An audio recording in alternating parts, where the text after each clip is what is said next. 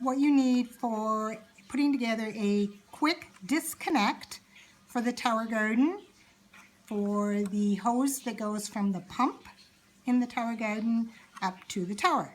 So you will need this quick connect.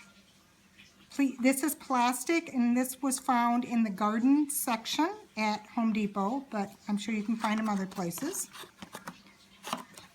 And this has this part that comes out. But to connect to the hose, you're going to need these two items. This is the female adapter. This end right here is going to go to the hose that goes to the pump.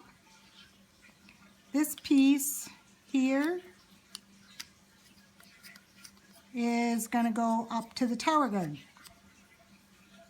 So it's going to be like this.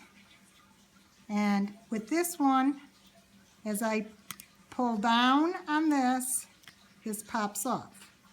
So if this is connected to underneath the tower, this is connected to the hose from the pump, I pull down, I push up, kind of click it, and there it is. So instead of reaching in and trying to unscrew, you just use two hands, but you just disconnect. So those are your pieces. All right.